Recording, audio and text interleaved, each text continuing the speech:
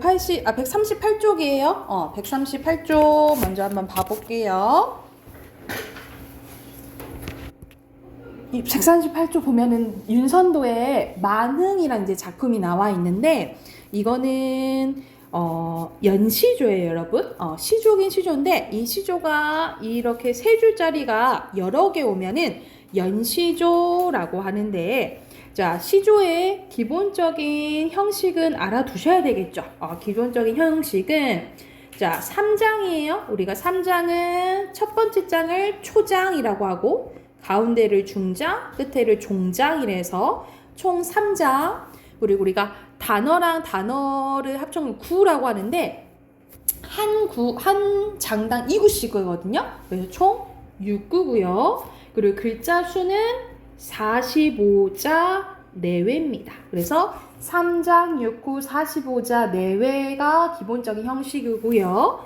그리고 몇 번 끄더 읽느냐면, 봐봐. 잔들고 혼자 앉아 먼 산을 바라보니 하면서 4번 끊어 읽어요. 그래서 사음보고요. 그리고 글자 수는 3글자, 4글자 올 때도 있고 4글자, 4글자 올 때도 있어요. 그래서 이것을 3, 4조, 4, 4조. 우리가 글자 수가 반복돼서 느껴지는 것을 음수율이라고 해요. 그래서 기본적 형식은 사음보에다가 3, 4조, 4, 4조 음수율이라고 보시면 되고, 자, 우리가 세 번째 장을 종장이라 했잖아, 그치?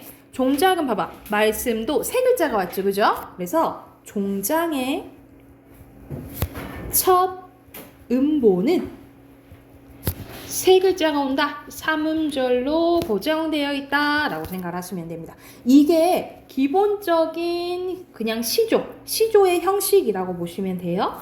그래서 이런 식으로 이 형식이 잘 지켜지잖아요. 이 형식이 잘 지켜지면 평시조라고 해요.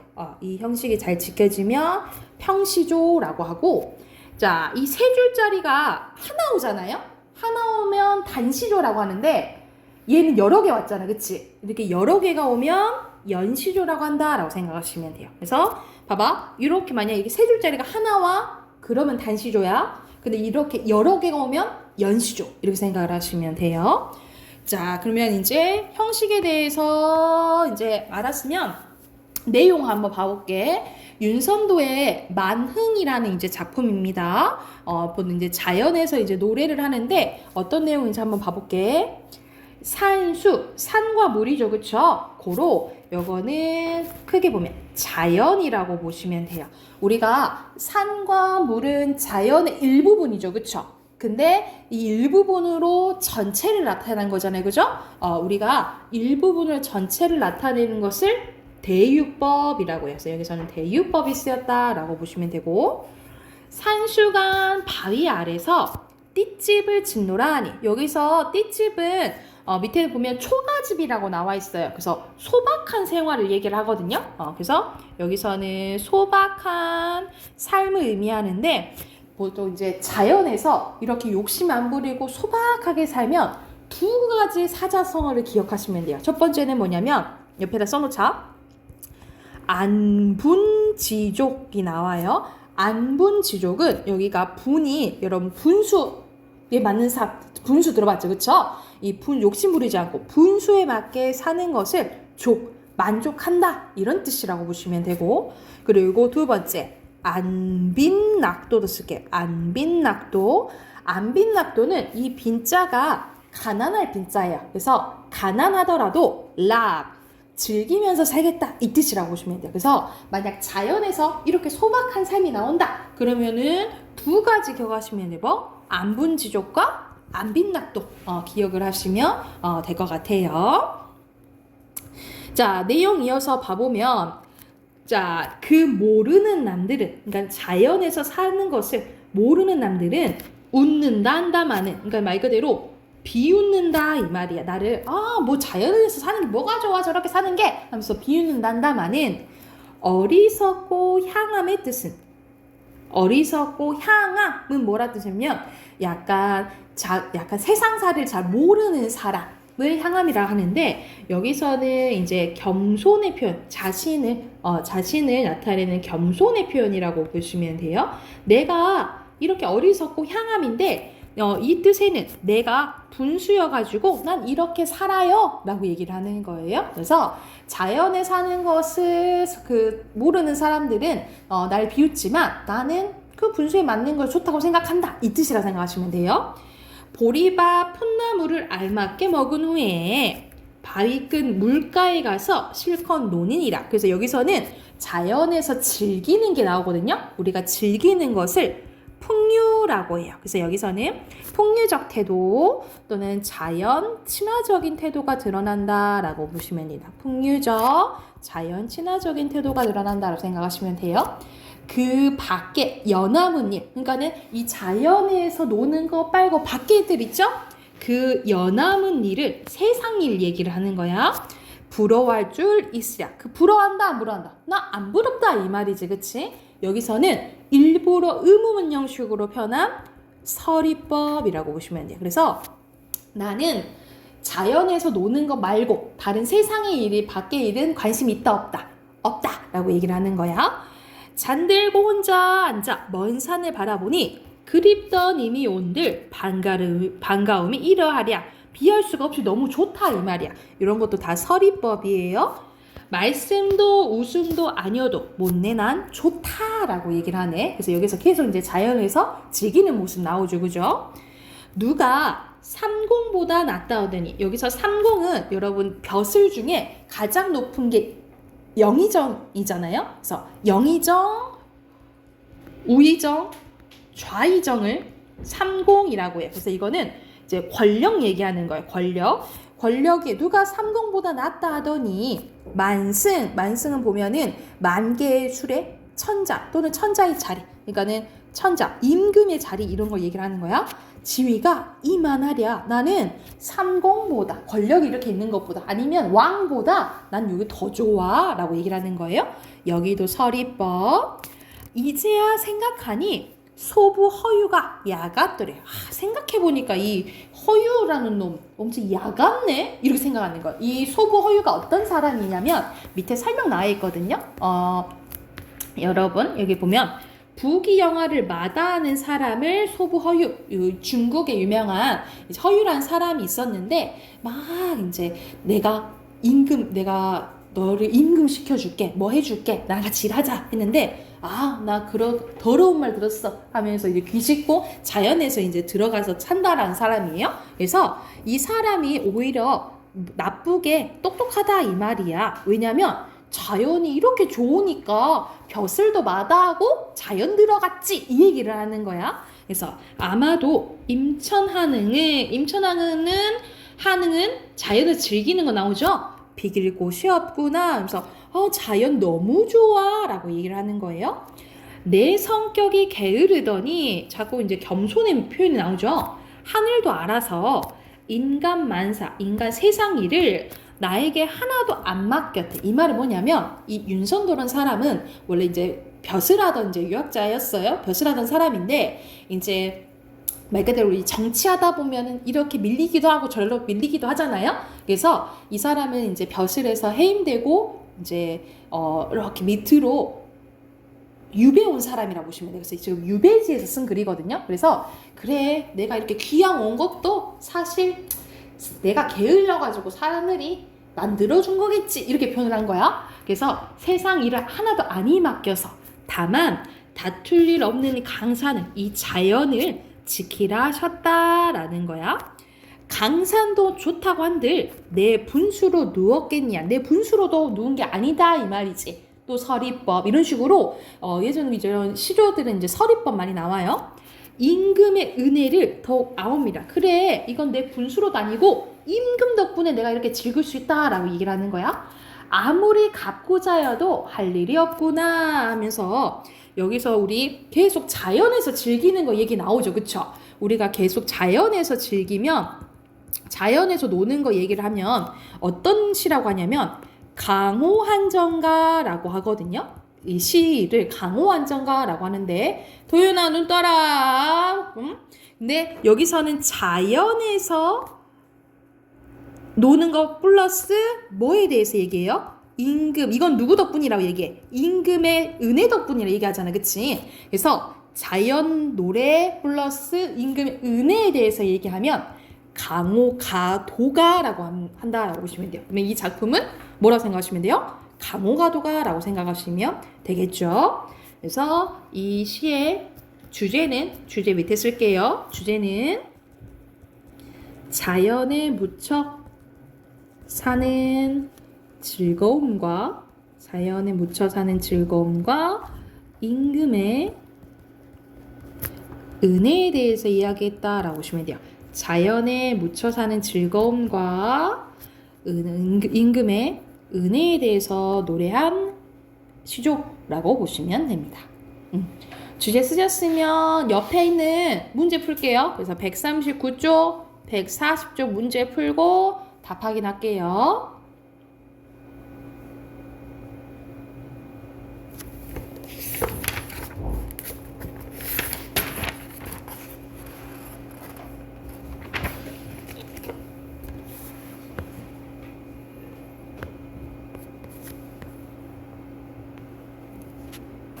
자, 답 확인해보자. 1번에는 적절하지 않는 거 보이잖아요. 여기서는 선생님이 다 이제 시어풀이 해줬잖아, 그치? 보면은 바위 아래 띠집과 바위 끝 물가는 같은 맥락의 자연인 거잖아, 그치? 대립 아니에요. 1번이고요. 그리고 2번에 기역과 니은은 여기서는 서리법 많이 나왔죠? 5번, 3번에 1번이죠? 자, 핑크 한번 봐볼게요. 첫 번째 거 분수, 그 다음에 소박, 자연, 그 다음에 임금이고요. 그리고 속세에 대한 거 그 모르는 남들 쓰시면 되고, 보리밥, 풋나물, 그 다음에 삼공 쓰시면 됩니다. 그리고 마지막 만족감과 나 그리고 또 여기서 삼공이랑 막 이제 천자 못지않은 게 산다 했잖아. 자부심이 드러난다 라고 보시면 돼요. 됐을까요? 그리고 오른쪽에 보면은 선생님 말했던 강호가도에 대한 이제 설명 나와요. 그래서 자연에서 즐기는 거 플러스 임금의 이 은혜 생각하면 강호가도 알아두시면 됩니다. 자, 우리 비문화 꺼내볼까요? 비문화 140 오늘 4쪽 할 차례예요. 144쪽.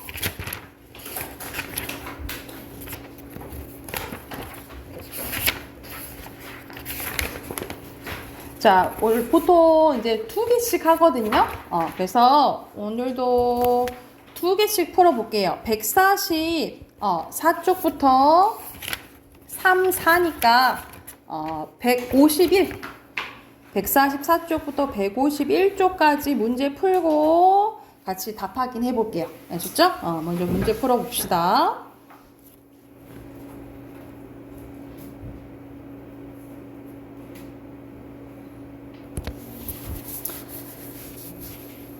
자, 같이 한번 봐볼까요? 144쪽 봐볼게요. 내용 보고 답 확인해 볼게요. 자, 여기서는 음악에 대해서 나오는데 여기서 이제 예술 분야잖아. 선생님이 예술 분야가 그나마 이 비문학 지문적이 조금은 더 쉬워요. 다른 분야보다는. 그래서 내용표만 잘하면 되는데 자, 사람들은 음악을 소리로서 무언가 표현하는 언어에 비유하곤 합니다. 음악은 언어다라는 말에 담긴 다양한 의미는 오랜 역사를 통해 여러 관점이 연구되었는데 언어가 어떤 내용을 전달하는 것처럼 음악도 무엇인가 표현한다 라고 여겼고 이런 점에서 특히 음악을 감정을 표현한 언어다라는 측면이 부각되었대.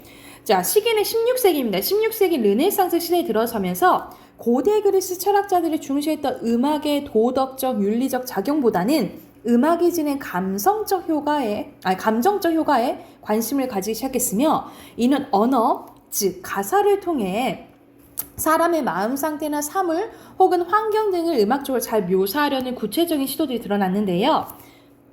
곧 나올 거예요. 시인과 음악가들의 모내 모임인 피렌체의 카메라타는 고대 그리스 비극에서처럼 연극과 음악이 결합된 예술을 지향했대. 이를 위해서 음악이 가사의 내용을 잘 전달할 수 있어야 된다고 생각했는데, 그래서 이전까지의 여러 성부가 동시에 다른 리듬으로 노래하는 다성음악 양식은 그에 적합하지 않다고 여겼대.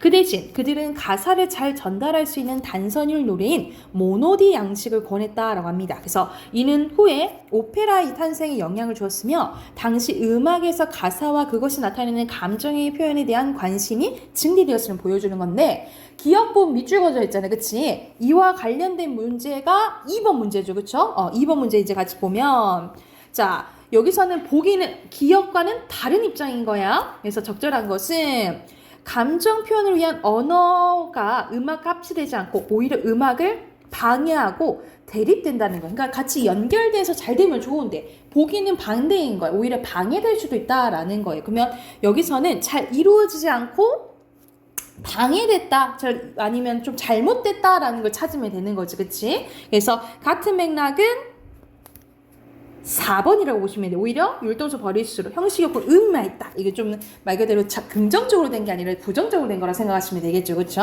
2번에 4번이고요. 본문 다시 또 이어서 가볼게. 자, 17세기 바로크 시대에 이르러 음악이 감정을 표현하는 생각은 감정이론으로 체계되었는데, 자, 이러한 우리의 마음 상태를 기쁨, 분노, 비통함의 단어로 표현하듯이 특정한 정서가 그것을 연상시키는 음정, 화성, 선율, 리듬과 템포 등을 통해 재현될 수 있다고 믿는 것이다.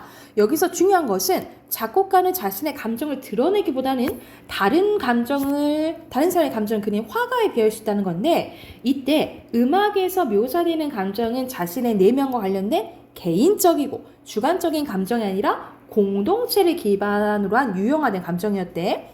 그렇지만 그 영향력은 점차 약화되어 18세기 중반에 이르러 감정 표현은 서술 원리에서 표출 원리로 변했대요. 그래서 철학자 헤겔은 음악의 본질적 특성을 주관적 내면성으로 봤는데, 이것은 누구나 느낄 수 있는 객관적인 감정과는 달리 자신의 내면에서 나오는 추상적인 감정이기 때문에 규정할 수 없는 것이다.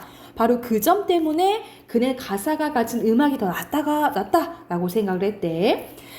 즉 기악이 만들어낸 추상성은 더 구체적이고 명료한 표정을 나아가기 위해서 언어로 이제 보완될 필요가 있었다라는 내용이죠. 그쵸? 그래서 전체적으로 1번은 내용 일치 문제네요. 그죠? 1번에 알맞지 않은 거? 몇 번이요? 땡. 여기서는 2번이에요. 여기서는 뭐가 더 잘 어울린다고, 더 내용을 전달하는 데는 다성음악 양식이 적합하지? 오히려 않다 그랬지. 그치? 2번이고. 넘겨서 용우야 정신 차려. 넘겨서 자, 빈칸 확인할게요. 1문단에 소리, 그 다음에 언어고요. 2문단에 감정적 효과. 오케이. 그 다음에 감정, 여기도 감정이고요. 그 다음에 표출 원리입니다.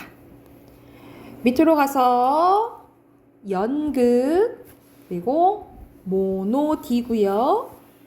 오페라, 그 다음에 정서, 화가, 그 다음에 유형화, 되니고, 그 다음에 주관적, 내면성 쓰시면 되고, 마지막 언어예요. 오른쪽에 어휘 보면, 네, 한 번 더. 됐어요? 그 다음에 명료, 비통, 부각, 보완, 증대고요. 그 다음에 소리, 여기서는 로서, 이 로서는 자격할 때 이제 쓰는 거예요. 그 다음에 여기서는 앞에 받침이 니은이거나 모음으로 끝나면 이응, 르로 써야 돼요. 그래서 첫 번째 거 보시면 됩니다. 자, 두 번째 것도 이어서 볼게. 여기서는 한국 전통 건축의 비대칭성입니다. 내용 보면 한국 전통 건축의 여러 특징 중 하나는 구도의 비대칭성이. 대칭이 안 맞다 이 말이지. 궁궐, 서원, 향교, 한옥 모두 전체 배치를 보면 좌우 대칭인 경우가 거의 없을 정도로 철저하게 비대칭적으로 구성되어 있는데요. 궁궐은 정전 앞에, 서원과 향교는 대성전 앞마당에서 대부분 대칭 구도가 나타나긴 하지만 이 경우도 역시 전체를 보면은 약간 옮긴 듯이 대칭이 깨져 있다 이 말이야. 궁궐같이 전각의 수가 많고 영역의 규모가 큰 경우에는 대칭을 지키기가 어려웠죠. 그러나 그렇게 큰 규모임에도 불구하고 대칭 구도로 지어진 건축물은 얼마든지 있는데 그 대표적인 게 서양의 베르사유 궁전이나 루브르 궁전이 해당됩니다. 이는 궁궐같이 큰 규모의 건축물일지라도 대칭 구도로 짓는 것이 가능하다는 걸 보여주고요. 이렇게 볼 때 아하, 한국 전통 건축에 나타내는 비대칭 구도는 의도적인 거다라는 걸 알 수 있다 이 말이에요. 건축을 인간 세계의 새로운 질서를 땅 위에 세우는 작업이라고 보았을 때 대칭 구도는 가장 먼저 생각해낼 수 있는 질서 중에 하나인데 이런 이유로 건물을 대칭으로 짓는 것이 세계 각국의 일반적인 현상이래요. 특히 정형적, 형식이 정해져 있는 거죠. 정형적인 질서를 추구했던 서양 고전 건축물의 경우 대칭 구도에 대한 선호가 강박관념에 가까울 정도로 심하게 나타난대. 이처럼 보편적인 현상에 가까운 대칭 구도를 유독 한국에서는 찾아보기 어려운 이유가 바로 나와요. 주변의 자연지세에 순응하기 때문이에요. 그러니까 자연을 안 해친 거지. 구름이 흐르고 계곡이 파이며 때로는 물길이 나 있는 자연지세에 건축물을 맞추다 보면 대칭 구도는 자연히 폐할 수밖에 없습니다. 이것은 자연을 인간의 선인, 직선으로 정지하고 재단함으로써 그 위에서 인간만의 새로운 질서를 세우려 했던 서양 고전 건축의 자연관과는 더 확연히 구별된다라고 보시면 되겠죠. 이와 같이 친자연적 건축과는 한국 전통 건축의 비대칭적 경향을 띠는 이유 가운데 가장 많은 사람들이 동의하고 있는 사항인데요. 그러나 이게 전부만은 아니래. 왜냐하면 평지에 지어진 건축물의 경우에도 비대칭인 게 있다 이 말이지. 물리적으로 보았을 때 대칭이 허용된 경우에도 비대칭적 경향이 나타나는 것은 그냥 우리나라 건축에서 비대칭을 더 좋아했다라는 것을 알 수 있다라고 보시면 돼요. 이유는 비대칭적 대칭이라는 역설적인 개념에서 이끌어낼 수 있는데 비대칭적의 의미는 여러 가지로 해석될 수 있어요. 대칭이라는 정형적 질서에 반대하여 의도적으로 질서를 흐트리는 무질서를 의미할 수도 있고 그러나 비대칭의 이러한 의미만 있는 게 아닌데 비대칭에는 좌우 모습의 거울의 비치는 똑같진 않지만 전체적으로 봤을 때는 큰 균형감을 느껴지는 경우도 있다는 거죠. 그래서 말 그대로 산만한 혼란으로 나타나는 무질서적 비대칭과 달리 그 나름대로의 고도의 질서를 구성하는 또 다른 비대칭이라고 보시면 되겠죠. 그렇죠? 그래서 자, 두 가지가 의미 있다는 거야. 말 그대로 그냥 무질서를 보여줄 수도 있고 아니면 전체적으로 봤을 때 조화롭게 보이려고 이렇게 하는 경우도 있다라는 내용이네요.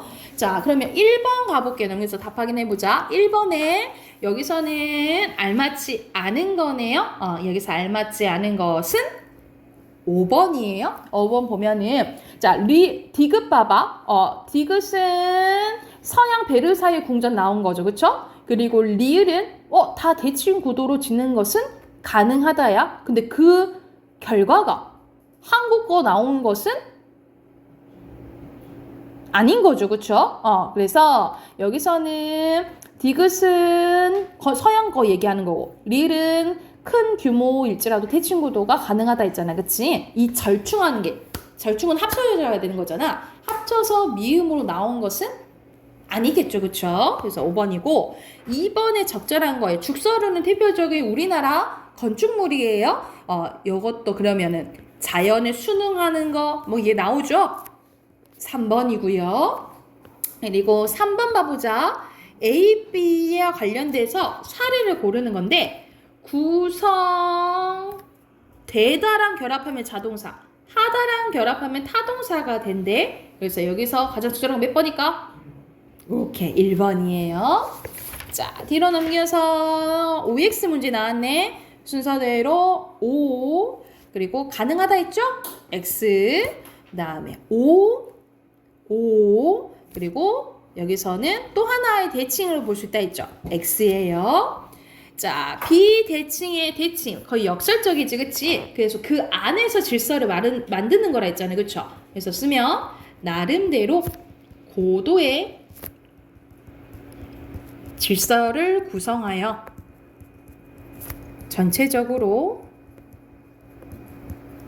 큰 균형감을 느껴지도록 하는 것이라고 보시면 됩니다.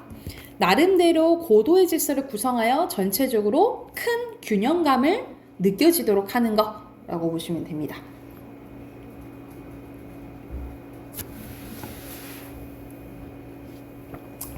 됐을까요? 자, 밑에 빈칸으로 갈게요. 왼쪽에 정형적, 바로 밑에 직선. 영호야, 답 확인해라. 그 다음에 자연 지세, 밑에도 그대로 자연 지세예요. 그 다음에 마지막 비대칭적 대칭입니다. 비대칭적 대칭.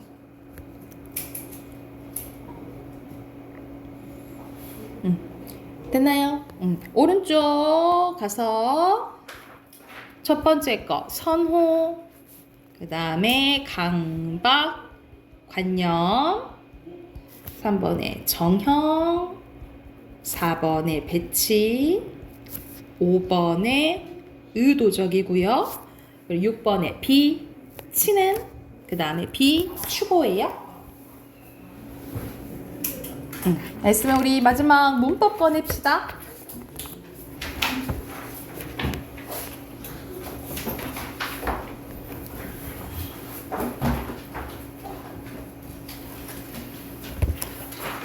자, 오늘 할 차례 60쪽이에요.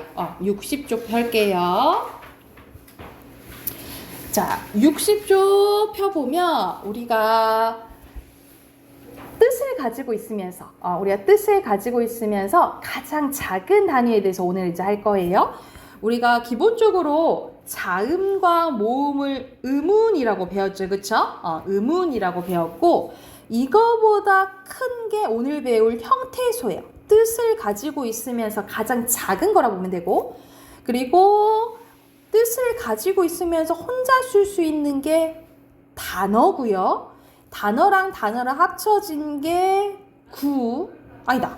더 적은 게 어절이라고 보시면 되겠죠? 어절, 그 다음에 그 다음에 절, 마지막 문장, 이 순으로 점점점 커진다고 생각하시면 돼요. 그래서 오늘 배울 부분은 요 형태소입니다. 그래서 문장을 보고 더 나눌 수 있는 데까지 다 쪼갤 수 있어야 돼요. 오늘 이제 그거에 대해서 할 거야. 자, 먼저 형태소의 개념입니다. 형태소는 선생님이 이제 잠깐 얘기하기도 했지만 뜻을 가진 것 중에 가장 작은 거라고 생각하시면 돼요. 그래서 일정한 뜻을 가진 가장 작은 말의 단위로 더 이상 나눌 수 없는 거라고 생각하시면 됩니다. 그래서 예를 들어서 봄이라고 봐보자. 이제 봄이잖아. 근데 이 봄을 이렇게 나누면 봄이라는 그 의미가 유지가 되나? 안 되지, 그치? 그러면 이 봄은 하나의 형태소인 거예요. 그래서 하나의 형태소 되면서 선생님이 같을 수도 있다 했잖아. 단어도 되는 거예요. 이해됐죠? 그런데 예를 들어서 봄바람이라는 단어가 있다 쳐보자. 이거는 어떻게 나눌 수 있어? 봄이랑 바람으로 나눌 수 있죠, 그쵸? 그래서 이건 하나의 단어지만 몇 개의 형태소 이루어진 거야? 2개의 형태소 이루어진 거라 생각하시면 됩니다. 어떻게 하는지 알겠죠, 그쵸? 이렇게 이제 나눌 수 있어야 되는데, 모든 형태소는 어떻게 나눌 수 있냐면 혼자 쓸 수 있으면 자립 형태소, 혼자 쓸 수 없으면 의존 형태소로 나뉘어지고요. 그리고 의미를 가지고 있으면 실질 형태소, 의미가 없이 문법적인 역할만 하면 형식 형태소로 나뉘어져요. 그래서 이거는 모든 형태소 나뉘어지는가요? 다시 모든 형태소는 혼자 쓸 수 있으면 자립 아니면 의존인 거고, 의미를 갖고 있으면 실질 아니면 형식, 이렇게 생각을 하시면 돼요. 자, 그래서 예시로 이제 봐보면 오른쪽에 한번 봐볼게요. 오른쪽에 문장이 있는데 이거를 이제 예문을 한번 봐볼게요. 자, 먼저 단어로 나눠보래. 단어로 이제 나누면 자, 엄마 우리 단어로 나눈다면 품사로 나눈 거거든요. 엄마가 잔다. 이거 한 번에 세야 되는 거예요. 그래서 단어로는 몇 개인 거야? 3개인 거예요. 그치? 근데 형태소로 나누면 자, 엄마가 기본형이 자다죠? 자에다가 현재 시제 이게 어미거든요. 어미, 니은 다 이렇게 나눌 수 있어. 그래서 하나, 둘, 셋, 넷, 다 형태소로는 몇 개인 거야? 5개인 거예요. 이런 식으로 나눌 수 있어야 돼. 그래서 자, 엄마는 혼자 쓸 수 있으니까 자립이면서 실질이에요. 가는 조사잖아. 얘는 혼자 쓸 수 없는 의존이면서 형식이에요. 그리고 자다는 여기 뒤에 요 표시가 있다라는 건 혼자 쓸 수 없다는 소리야. 그래서 의존이면서 우리가 이 자다는 의미가 있잖아요. 그치? 이럴 때는 실질이에요. 여기는 선생님이 어미라고 했죠. 어미는 혼자 쓸 수 없어. 의존이면서 형식이고 마지막 여기서 어미 이것도 의존이면서 형식이라고 보시면 됩니다. 그래서 이렇게 분석하고 형태소가 무엇인지 다 나눌 줄 알아야 된다라고 생각을 하시면 돼요. 자, 그래서 선생님 예시로 봐봐. 밑에 하기 전에 오른쪽 한번 왼쪽 그 개념하고 다 분석해 볼게요. 그래서 모든 형태소는 자립의존 아니면 실질 형식으로 나뉘어질 수 있다는 거고 밑에 보면 어근과 접사에 대한 게 나오죠. 여러분 어근은 어떨 때 쓰냐면 단어를 형성할 때 쓰거든요. 단어를 형성할 때 실질적인 의미를 갖고 있는 거를 어근이라고 해요. 그래서 이 예시를 들어볼게. 시어머니라는 단어가 있어. 시랑 어머니 중에 뭐가 더 중요할까? 중요한 핵심적인 의미를 갖고 있는 거는 뭐야? 어머니지, 그치? 그래서 이 어머니가 어근인 거예요. 근데 이 어근에 붙어가지고 뜻을 한정해주거나 아니면 품사를 바꿔주는 것을 접사라고 해요. 또 다른 예를 들어볼게. 지우개라는 게 있어. 지우랑 개로 이렇게 나눌 수 있는데 지우다는 영우야, 지우다는 이렇게 움직인 거니까 품사가 뭐예요? 동사죠, 그쵸? 그럼 지우개는 품사가 뭐야? 명사지, 그치? 오케이. 그러면 지우개에 개가 붙어서 품사를 바꿔준 거예요, 그쵸? 그래서 역의 접사, 품사를 바꿔준 게 이 접사, 지우개의 지우가 어근이라고 보시면 돼요. 이런 식으로 단어를 형성할 때 단어에서 실질적인 의미를 나타내는 부분을 뭐라고 한다는 거야? 어근이라고 하고 모든 어근은 의미를 갖고 있는 실질 형태소라고 보시면 되고요. 이 어근에 붙어서 뜻을 제한하는 부분을 접사라고 하는데 앞에 붙으면 머리 두 자를 써서 접두사라고 하고요. 뒤에 붙으면 꼬리 밑자를 써서 접미사라고 해요. 접두사랑 접미사의 차이는 위치도 있지만 하는 역할도 달라요. 자, 접두사는 뜻만 한정해 주지만 접미사는 품사를 바꿔줄 수 있어요. 접두사는 품사 못 바꿔. 뭐만 바꿀 수 있어? 접미사만 바꿀 수 있다라고 보시면 돼요. 그리고 접사는 여러분 이건 외우셔야 돼요. 모든 접사는 형식 형태소면서 의존 형태소예요. 여기 별표. 여기 별표.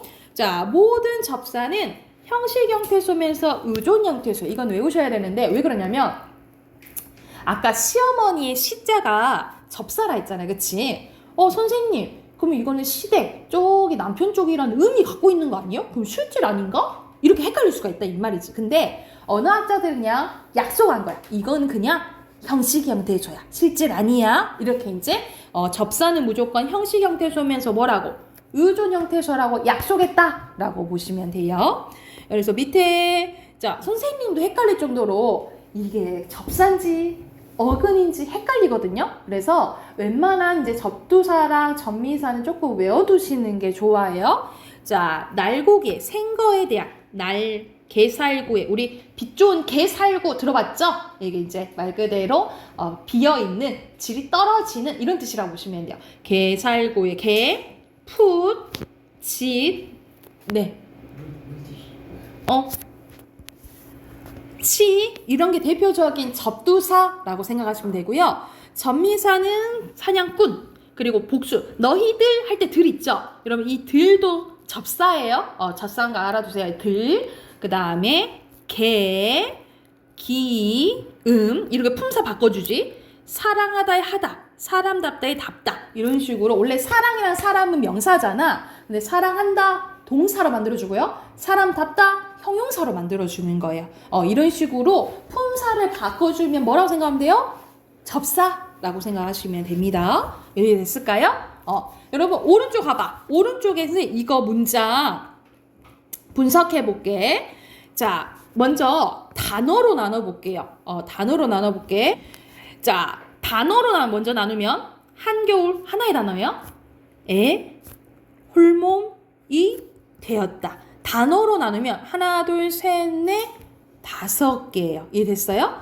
근데 형용사 아니 형태소로 나누면 한 겨울에 홀몸이 기본형 되었다야. 그러면은 형태소로 나누면 하나, 둘, 셋, 넷, 다여, 일곱, 여덟, 9개예요. 9개 맞죠? 영호야 바로바로 표시해. 바로바로 나눠서 표시해. 그래서 자 표시하면 봐봐. 하는 접사라 나오잖아. 그러면은 선생님이 접사는 의존 형태소면서 형식 형태소라 있죠. 그쵸? 겨울은 자립이면서 실질이에요. 그리고 애는 조사니까 의존이면서 형식이야. 홀은 접사니까 의존이면서 형식이에요. 잘 따라오고 있죠? 그리고 몸은 자립이면서 실질이야. 이는 조사잖아. 그러면 이것도 의존이면서 형식이에요. 되다는 혼자 쓸 수는 없으니까 의존이면서 의미는 갖고 있으니까 실질이에요. 실이야 여기. 엇은 그냥 어미니까 의존이면서 형식. 다도 의존이면서 형식이에요. 이렇게 나누고 분석할 줄 아셔야 돼요. 이해됐나요? 두 번째 문장도 해볼게. 단어로 먼저 나눠볼게요. 단어는 먹이, 가, 수북이, 쌓였다야. 그럼 단어는 하나, 둘, 셋, 4개예요. 그죠? 근데 형태소로 나누면 항상 기본형 생각해야 돼. 먹이야. 이, 가, 수북이 하나예요. 이, 싸. 여러분 엿은 하나가 아니고 어떻게 나누냐면 엿은 뭐가 합쳐진 거냐면 이랑 엇이 합쳐진 거야. 이렇게 나눌 줄 알아야 돼. 그래서 싸, 이, 엇, 다 해가지고 하나, 둘, 셋, 넷, 다, 여, 일곱, 여덟, 9개. 이것도 9개나 되네. 이렇게 형태소는 9개인 거예요. 그래서 이것도 분석해볼게. 자, 먹은 의존이면서 실질, 이는 접사니까 의존이면서 형식, 조사도 의존이면서 형식, 수북은 부사거든요. 부사는 자립으로 봐요. 자립이면서 실질이에요. 그리고 이는 접사니까 의존이면서 형식, 쌓다의 쌌은 의존이면서 실질. 여러분 이 있잖아. 이는 쌓이었다. 기본형이 쌓다고 쌓이다는 피동의를 나타내주는 이것도 접사거든요. 의존이면서 형식이에요. 엇도 의존이면서 형식, 다도 의존이면서 형식. 됐나요? 이렇게 해서 문장이랑 형태소랑 나눌 줄 알아야 되고 항상 여러분 기본형을 생각을 하시면 돼요. 그래서 또 다른 예를 하나만 더 설명해주면 봐봐. 나는 꿈을 꾼다. 라는 문장이 있어. 이걸 단어로 한번 나누면 하나, 둘, 셋, 넷, 5개야. 그죠? 근데 이걸 형태소로 나누면 어떻게 나눠야 되냐면 나는 꿈은 하나가 아니야. 여러분 원래 꿈의 기본형 뭐야? 꾸다죠, 꾸다. 그래서 봐봐. 꾸랑 미음이로 나눠야 돼. 이 미음이 접미사예요. 그리고 기본이 또 꾸다에다가 니은, 다 이렇게 나누셔야 돼요. 그러면 형태소로는 하나, 둘, 셋, 넷, 다, 여, 일곱, 8개가 된다라고 보시면 되겠죠. 맞지? 하나, 둘, 셋, 넷, 다, 여, 일곱, 8개. 그치? 이런 식으로 기본형을 생각하시고 나눌 수 있는 데까지 다 나눌 줄 알아야 됩니다. 이랬나요? 그러면 요거 참고하면서 옆에 61쪽 풀어볼게요. 61쪽 풀고 바로 답 확인해 볼게요.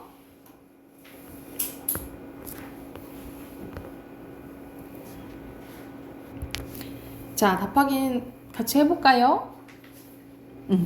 자, 첫 번째 거 보면은 더 이상 쪼갤 수 없는 거는 형태소라 했죠. X 그리고 접사 설명 맞고요. 어근은 모두 자리 형태소? 실질이라 했지, 그치? 실질이에요. X입니다. 자, 자립 찾아보자. 바다, 매우, 밖에 없네. 나머지 거.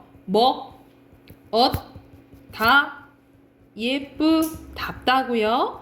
실질은 바다, 매우, 예쁘고, 형식은 나머지, 그 다음에 다, 답다. 이거 쓰면 되겠죠.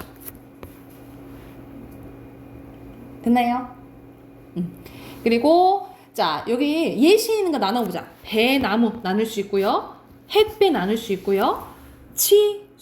다 이렇게 나눌 수 있고요. 돌다리 이렇게 나눌 수 있거든요. 근데 이 중에 선생님이 접사 동그라미 할게.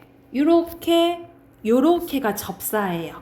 그래서 여기서는 어근만 있는 거니까 배나무랑 하늘이랑 돌다리고 햇배 치솟다 넣으시면 됩니다.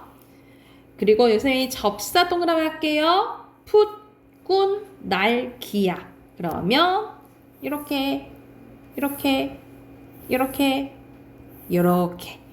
하시면 되겠죠? 그리고 빈칸 첫 번째 거 형태소, 그 다음에 자립, 의존, 어근, 그 다음에 전미사입니다. 됐을까요? 됐어요? 뒤로 넘겨서 여러분 62쪽이랑 63쪽 체크하시고 선생님 이거는 숙제로 내줄게요. 내일까지 63쪽까지 체크 숙제로 해오시고 그리고 내일부터 단어 볼 거예요. 단어 21강 공부해 오시면 됩니다. 21강 공부해 오세요. 여기까지만 할게요.